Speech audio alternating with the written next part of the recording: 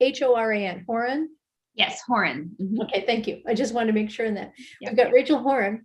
And for everybody coming into the room, welcome to Cadre Talk. I want you to, in chat, tell us where you're coming in from, where you're sitting right now, what city. Tell us where you are, and start saying hello to people in the chat. And Rachel, you're calling in from where? Where's your? I am in St. Louis. You're in St. Louis. Mm-hmm. And I am in Pinehurst, North Carolina. And that's where we are today. And so I'm saying Gulf Shores, Alabama, Phoenix, Arizona, Panama City, Greenville, South Carolina, San Diego. Yeah. We've got everybody from around the country, which is great. Nice. We'll be starting at 2:00 sharp, and today's conversation is going to be on being LinkedIn, job search and being LinkedIn and branding yourself. We're going to touch on resumes. We're going to touch on cover letters, and we'll get into more details on resumes and cover letters in future Cadre talks. But we're going to touch on it today. And we're urging everybody in your Q&A, use the Q&A to ask questions. Oh, and somebody just said, I'm getting a ring light reflection on my glasses. Let me move that a little bit. There we go. Thank you. I think we're going to get it anyway on my glasses. So anyway, welcome everybody. And we're looking forward to starting in about 3 minutes. And I hope everybody had a memorable long weekend. And that's about it. Rachel, are things back to normal with you with post-pandemic, as we're all kind of celebrating post-pandemic? Yeah, pretty close. I mean, we're vaccinated. Lots of people are vaccinated. My son was lucky enough to go to school this year in person, although in little cohorts with all of the, precautions and everything else, but wrapping up kindergarten for him. And so about to start this summer with camp. We're actually having camp. So yeah, everything is starting to feel a little bit more normal. And I mean, it seems like people are hiring. They'll get, better, but I mean, people are starting to hire and seeing more movement. A lot of people I've worked with are getting jobs, which is great news after so long. So yeah, I'm seeing there's a lot of more job postings right now. Yep. There's a lot more activity going on with live meetings. The hybrid meetings are still, I think they're going to be there forever. I think everybody will have that option. Agreed. And I know that for us, just the fact that we're going out to dinner with people, yes, we're seeing people, other people, and very fortunately over the pandemic, my husband and I got along really well over the entire time. And but it is always nice to include other people in your life. Yes, no, absolutely. It's nice to see people that we haven't seen for so long. And, yes, to go to a restaurant, is a remarkable thing. So yeah. Okay, we're going to be starting in 1 minute or even less. And so everybody, I welcome you to Cadre Talk, and we're going to talk a little bit today about LinkedIn, about resumes, cover letters, and because everybody is starting to get back to work, and it's really exciting. And I know I'm looking forward to it. Okay, and it's 2:00. It's time to start. I want to welcome you to Cadre Talk. My name is Dawn Penfold, and I'm president of Meeting Job, which recently partnered with Cadre. And first, I want to tell you a little bit about Cadre Talk and why we have this. We developed this series just as an opportunity for you to grab a cup of coffee in the afternoon and take a short break out of your day and learn something. And so we feel that if there's one takeaway in this half hour, we're in a good place. So let me talk to you about a little bit who we are. Cadre is a cool platform and service offering a compliant, and the key word here is compliant, gig economy, freelancer staffing model. I want you to think about a platform for event staff and event contractors like Uber and LinkedIn with a marketing opportunity like Google. So if you're hiring event staff, virtual event staff, or long-term meeting or event professionals, Cadre is the place that you want to go to. And if you're a gig worker, this is your go-to place to find work. Meeting Jobs, we've been around for 30 years, offers an industry-specific job board, as well as services in retain search, resume pre-qualification, and that's it. So together with Meeting Jobs and Cadre, we're working from event staff all the way up to full-time project and full-time staff. So we've got the whole spectrum of hiring. In fact, I'm going to throw a video on and ask you to look at the video, 30-second video that we just produced.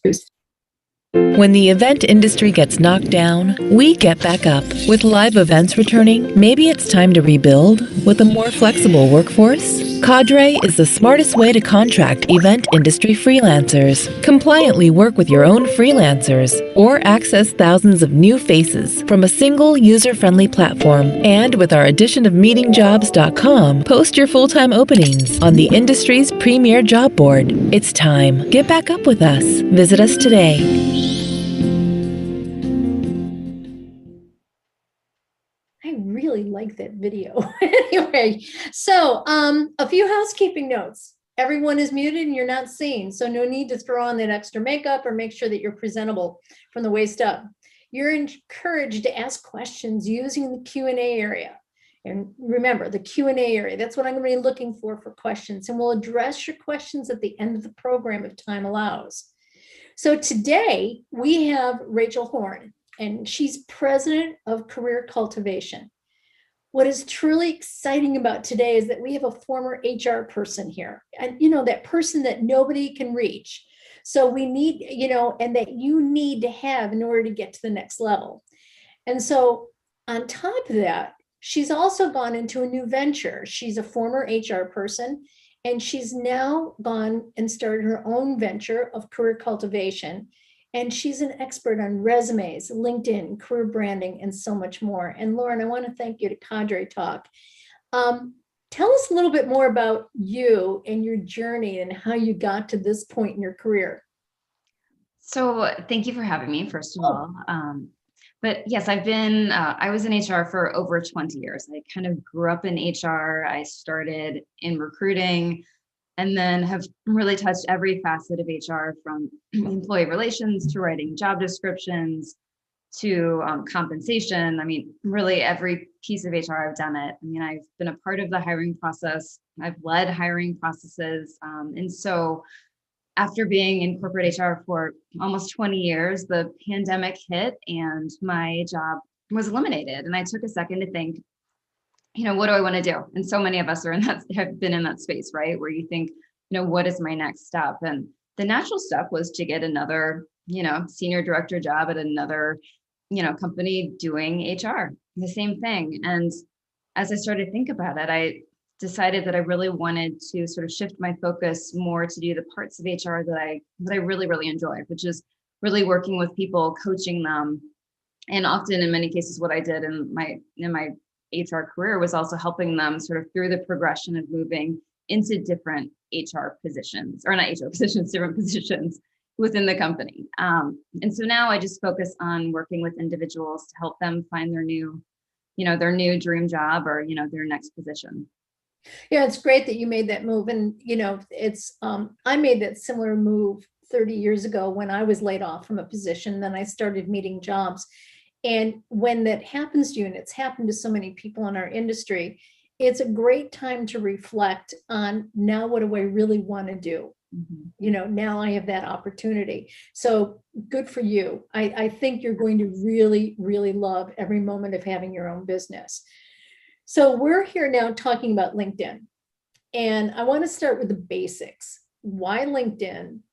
Are other social media sites important? Are, like Facebook, Instagram, Twitter, TikTok? Are those important places, or why LinkedIn? And where do you start when you go to LinkedIn if you don't have an account? So there are opportunities for, some business interactions through other social media platforms like Facebook, Instagram, even TikTok. I know that, lots of people have sort of business interactions or business, pages, business accounts through those platforms. But LinkedIn is by far the largest social media platform for business. It has over 700 million users. It has over 50 million companies who are on LinkedIn. So, I mean, think about that. Think about like how many people are on there purely for, those business professional interactions. And one of the things I just read is that three people are hired every minute on LinkedIn, which is pretty astounding. I mean, it's kind of crazy. I mean, it's definitely the place that employers go to look for jobs. I mean, not to look for jobs, to look for people to fill their jobs. And it's definitely where, job seekers go to network. So yeah, it's pretty amazing. And if you don't have a profile, you should have one. Definitely go in there and create a profile. It's very easy to do. And it's really important just to be a part of the greater, professional network if you are interested in moving into anything new or even just learning more. Okay. You've mentioned often in our conversations that and you just mentioned you have to be visible on LinkedIn. You have to have an account. Tell us more. What is the best way to be visible? How do you make an impact on LinkedIn when so many people are there? So there are a couple of things. To be visible, one thing which seems so simple, but is make your profile public. So lots of people go on and create profiles and then they have it private. Make it public so that people can go and actually go to your profile and see all of your experience. Also be sure to have a profile picture. Recruiters are much more likely to go to look at your LinkedIn profile if you have a profile picture on there. And then also make your profile picture public. So, some of those things are very simple, but people, and I understand, want to protect their privacy, but this is one of those places where you want to be seen. You want people to be able to see you. In fact, speaking of the picture, I've always encouraged people not to have a stale headshot on their LinkedIn profile picture, to show more authenticity, to show, to make sure it's not wild. You don't want to have like a Facebook picture that some people have. But do you agree with that? I mean, what should your picture look like? What should it reflect? So I do agree that LinkedIn is a place where you can show a little bit more personality versus, your resume, where your resume is pretty flat. Like you try to bring a little life to it, but it's black and white for the most part with just your experience. I think for a picture, you do want it to still be more professional. You don't necessarily want to include your family in it, and you want it to be tasteful, but you can look happier, and you can, have a sense of humor to a certain degree in your picture. Also, it depends on what kind of position you're looking for and what level position you're looking for as well. But speaking of pictures, another place that is important to kind of have a little personality, and this is also important for branding, is your background photo. So LinkedIn has that sort of, I think it's like blue standard background photo. It's like blue and gray, I think now. And what you want to do is you want to put a different picture there. And that is a really great place to kind of really show more of your personality and make you stand out a little bit. So that's a place where you would put something, do you enjoy going to reading? Is reading your thing? So maybe do a picture of a library with tons of books, but something just to get people's attention and add a little bit more interest. People want to learn more about you, and that's the way to do it. It used to be they want to just know what you did for work, but now they want to know more about you, the person. Yeah. And I think that's an important area in that. Now, okay, let's get to branding because you brought it up. How important is it, and how do you convey your brand on LinkedIn? What are some different ways to do that, with your various aspects? Yeah, so branding is everything. Branding is making you, is what makes you stand out from everybody else who's looking for a job and makes you more than just a title. So one of the places you can do that is in your headline. The default for LinkedIn is your current position that you're in. And so that's fine, but that's really, it's a little boring. And so that's a great place to, show more about yourself and show, maybe a few key competencies of the things that you're really good at doing. Now that's the headline right under your name, right? Exactly. So it shows your name, and then it typically will say, Rachel Horan, chief career cultivator, blah, blah, blah, blah, blah, St. Louis, Missouri. And so, what would be more interesting would be, you say like what you do, like resume writer, dream maker, like all those things. And you can be as big and bold in those statements as you want, or you can simply show what you're really good at. But it's a great place to, show you in a snapshot that isn't just your title. How about those little cuffs that are around the picture that some people saying looking to network or looking for new opportunities? Are those good to have on there? I think they are. I mean, for the open to work banner, I think it's really great because a lot of the time people have information on LinkedIn, but recruiters don't always know. So if a recruiter's on LinkedIn just looking for people's stuff, they don't always know who actually is looking for a job unless you have actually applied to something that, they specifically have open. And so if they're just, looking around and they come across somebody who's commented on something, or, your name is suggested to them as somebody to contact or connect with, as a networking thing, if they see that you're open to work, they'll be much more, likely to reach out to you. Okay, now somebody just asked this in Q&A. There's not an actual job board. Is there? I mean, there's people can post opportunities and pay for when they have job openings. Is there a button you push to say, I am looking for that I can be a candidate, like a traditional job board? So through LinkedIn, you can do searches for open positions. And you can also set it up so that you get notifications when the types of positions that you're looking for are open, and get either, pinged through LinkedIn, like through the actual site, or they send you an email. You can do daily, weekly, whatever, time period you're interested in to get those notifications for those types of positions. So it's kind of like a job board. It's not, like your like old school Monster was, or like Indeed.com, but you can certainly look for jobs through LinkedIn. Okay. Let's talk about keywords. And you and I were just having a conversation about keywords before this started. Mm-hmm. What are important keywords in our industry, or how do you find the keywords that will get your background noticed? So And keywords you are your profile on LinkedIn often to deal with different jobs as you see them. So keywords are everything. I mean, they're everything in LinkedIn. They're everything on your resume. And when you think about keywords, what those words are is those are the words it's the type of position that you're looking for. It's the type of words that would, most likely show up in a job posting or a job description for the position that you're interested in. So if you're, looking for a meeting event manager position, that's what you want to be, then make sure that you have the words meeting event manager in your job profile.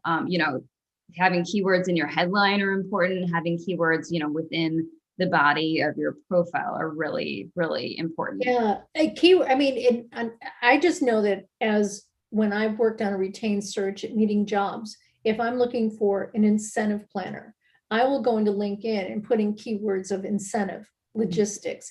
And then all of a sudden, all the people who have incentive in their backgrounds will start popping up, and I can send, notes to them and everything. And that's just something minor like incentive or association or on-site logistics or hybrid. Yep. Those are some key words that people would be looking for that could bring you to the forefront when they're looking for jobs. Yeah, absolutely. Well, and one thing that's really important to remember is that LinkedIn is first and foremost a search engine for recruiters. I mean, they are going in and they are typing in those keywords for the positions they're looking for. And the more keywords you have in your profile that, are the same as what they're typing in, that means you'll rise to the top. And that's, very much how your resume is treated through an applicant tracking system. The same I know, we'll get to that later, because that applicant tracking said keywords are, it said the most important aspect in job search right now is understanding keywords. That is so important.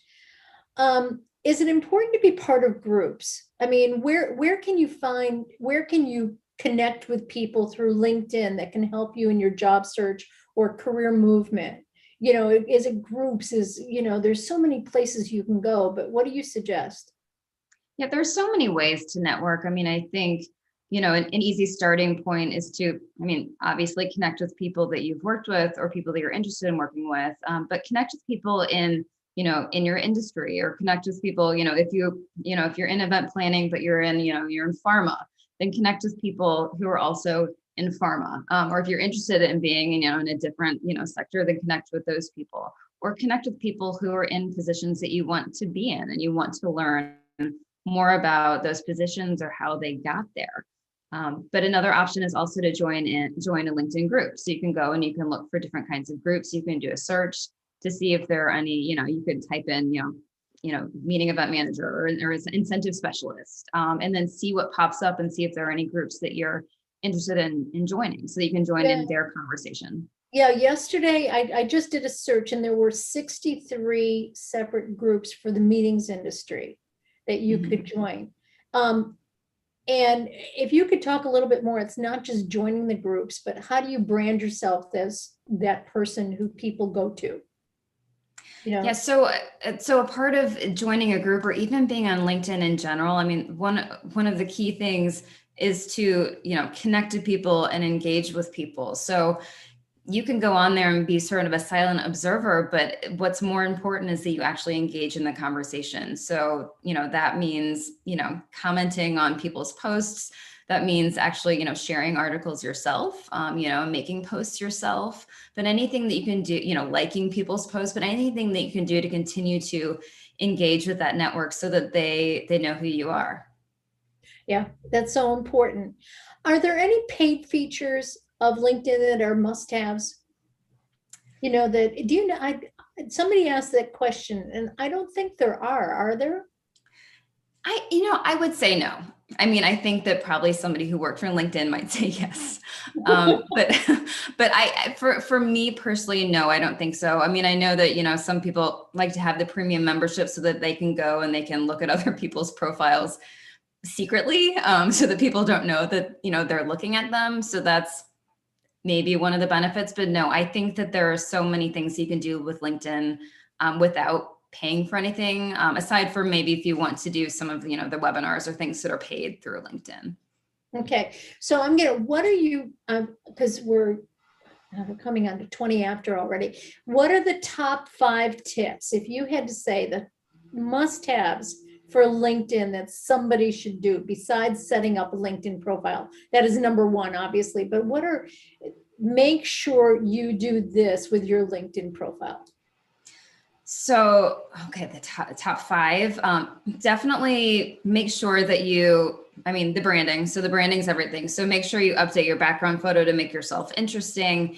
In your about section, talk about not just what you've done, but and not even just what you're really good at, but what is your approach to things, what makes you different, because this is all about trying to make you stand out from everybody else. And keep in mind that when people are looking at your profile and they see your about section, they're probably only going to see the first 2 or 3 lines, especially if they're looking from a mobile device. So make that little section, make it matter, and put the most important information there. Also be very cognizant about how much information you put in LinkedIn. I mean, keep it pretty short and sweet when it comes to your experience. Share what you're doing, but don't put huge paragraphs and tons of bullets. Nobody's going to read through that. So make it very clear what your key competencies are on the top, with your headline. Did I say 5? I'm not sure if I've said 5. You've said like 10. That's good. There's so much. Okay. Okay, so we got a couple of questions. I have heard a lot about cultivating your resume for the position you're applying for, but if someone is looking at you on LinkedIn and you've applied for different roles, how can you make your profile reflect the right information for each job, especially when HR is looking at LinkedIn as well as your resume? Ooh. Well, that's a really good question. So what I would say is that you don't want your LinkedIn to be super general, but you want it to be general enough where you have a little bit of flexibility to apply to different types of jobs. What I would caution is that you really apply to jobs that you have the experience for. So you shouldn't, I think it would be surprising if you were applying for vastly different jobs. And if you are, you need to make sure that your LinkedIn profile is showing that you have the experience for both of those jobs, and also explaining your interest in both things so that you're not seeming like 2 different people. I mean, if you're applying for a marketing strategist role, and then you're applying for, a hunter type sales position, then you need to at least explain your drive to do both within LinkedIn. Okay. Okay, here's another question. I've reached out to all my LinkedIn contacts to network with.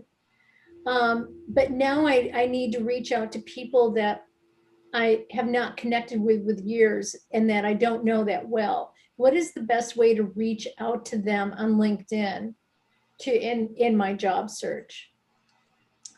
I mean, I think that most people are open to people who are reaching out, especially to people who aren't necessarily trying to sell them something. So, I mean, if you're reaching out to somebody, sending them, a message through LinkedIn and just explaining why you're reaching out, that you're interested in networking, you're, looking for this type of job, or you're interested in the type of job they're working, they're in, or you have questions for them. I think people are just open. I don't think it's really that hard. I mean, it's never necessarily easy to reach out to people you haven't talked to, but I think people are really open and willing to talk to people. Yeah, I do too. And I think there's also knowing the fine line of stalking and asking for help. And I think that's important. I mean, I can remember one candidate who had done so much research going in for an interview of each person through LinkedIn and Facebook on those people that it was almost perceived as stalking. So also know that difference between where the fine line should be, with all those things. Sure. The other stat, and I don't know if you know that, but I saw a stat the other day that also said that more people look at LinkedIn after hours than they do during work hours, but they look at Facebook more during work hours than they do after hours. Have you seen any stats on that at all, or? I haven't seen stats on that, but I have seen people, heard about people talking about things like that. I think when people are at work and if they're looking at, Facebook or Instagram, they're wanting like a quick diversion from thinking about anything business and maybe just giving their brain a little bit of a break. But I think after work hours, that's when people's wheels start turning about how their workday went, and if they maybe are interested in doing something different, if they're interested in like doing something new. And that's when they start thinking more about, business as far as, strategizing and networking with other people. Okay, great. Another question. I have so many contacts, meaning thousands of LinkedIn contacts that I have gained over the years. What is your recommendation on staying in touch, and how should you stay in touch with the ones in your industry? I mean, I think the way to stay in touch in LinkedIn, unless you're trying to have, direct conversations, is simply by posting, sharing articles, posting, and, putting yourself out there so that you're popping up in their feed. Mm-hmm. I think it's great advice on that. Okay, so let's go over to quickly on resumes. Getting your resume to the HR person is sometimes difficult. You feel that when you apply for a job, your resume is going into this black hole when you're applying online. Can you give us some quick advice of how to get to the HR person? So, your job. Yeah. So one of the things about, going into the black hole, people are often scared of, the dreaded ATS, the applicant tracking system. And that goes back to the keywords. And so one of the ways to ensure that your resume goes through the, the applicant tracking system and shows up to the recruiter or the hiring manager is by making sure that you are tailoring your resume to have the keywords from the job posting, so that when the recruiter goes into the ATS and types in the keywords from the job, the job posting, your resume, goes up to the top, and they automatically see it. Now, once you're at the top, to make sure that, the recruiter sees it, or you get in touch with them. I mean, you can certainly connect with recruiters through LinkedIn. I mean, I would certainly recommend, if you're applying to a job, that you try to do your homework to see who's recruiting at that organization and reach out to somebody and send them a message. I mean, the worst thing they can do is ignore you. How about calling? So you can, having been, a recruiter and the HR person, you are very, very busy, and you want to reach out to people sort of on your terms. So, I mean, that can feel sometimes a little bit pushy, but sometimes that's okay. But if you only call once, don't call more than that. Should they, okay, so I'm going to jump to, okay, you've already met with the HR person, you've had your interview with them and you're not hearing back from them. How long should you wait and how do you follow up? What's the best way to follow up after you've had a phone conversation or a Zoom call with that HR person? I mean, I think one really good follow-up, if you're not doing this already, is to send a thank you email, pretty soon after the conversation, or even just the next day to, make sure that you're top of mind for that person. But then after that, if you still haven't heard anything, I'd say another week and a half is appropriate, just to send another. And I would, again, I know people get a lot of emails, but I think most recruiters, in my experience, appreciate getting the emails versus so many phone calls because they're on the phone with candidates all the time. So send another email, just again, thanking them for the time, asking, where they are in the process, telling them again that you're interested in the position and that you're, available to talk more when they're ready, and then put the ball in their court. But I wouldn't continually reach out. Should they text you? I don't feel like texting is really a professional way to communicate unless the recruiter has already said, here's my information. Feel free to text me if you have questions. Like if they open the door, yes. Otherwise, I wouldn't. Okay. So we have 3 minutes and I want you to give your, again, top tips for a resume, and I'm going to give mine. You should have your LinkedIn profile, your LinkedIn hyperlinked to your LinkedIn profile. Yes. Make it easy. Yep. So I probably took that from you. So tell me more. Should there be an objective? Should you have a picture on a resume? What should be on your resume? How far back should they go in their career history? These are all questions that I'm getting through the Q&A. Yeah. So typically for a resume, you don't want to go more than 10 or 15 years back. Now, you certainly can have another section that shows, earlier experience that shows more, but really the past 10 to 15 years is the most relevant experience. So that's as far back as I would go there. Also, do not include an objective. That is really dated. A professional profile is much better where you're giving just a little blurb, maybe, 4 lines about, what makes you, sort of, just basically your experience in a summary and sort of the way you approach your work. Okay, good. How about chronological versus functional? Or is that also a past thing now with the type of resume? No, I think it depends. I think there's a time and place for both. I think most people who have pretty established careers and their resumes will show career progression, do a chronological resume. If you have a lot of gaps or a lot of kind of varied experience, sometimes a functional resume is a better way to pull all that together. Personally, I like having a hybrid sort of, resume where you're kind of doing both, where you're showing things in chronological order, but you're either having buckets that show, the experience, sort of the ties to each other, and kind of brings it all together. Okay, great. Those were my main resume questions. And we're at the point where we have to end this. Unfortunately, I told you it was going to be the quickest half hour of your life. It was. But anyway, what we'll do, and I'm going to ask you this now publicly, is to come back and talk about resumes in more detail and cover letters in more detail at another program. How do people reach you if they want to hire your services for helping them with their resume, their cover letter, their branding, their LinkedIn profile? What is the best way to reach you? People can certainly, email me, you can call me, you can go to my website. So, there are 3 different ways. And I think that you have the information. Are you going to put that up on the screen? Yeah, it's going to be in the chat. Perfect. Yes. So, it's careercultivation.com. So career-cultivation.com is my website. But also Rachel at career-cultivation.com is my email address.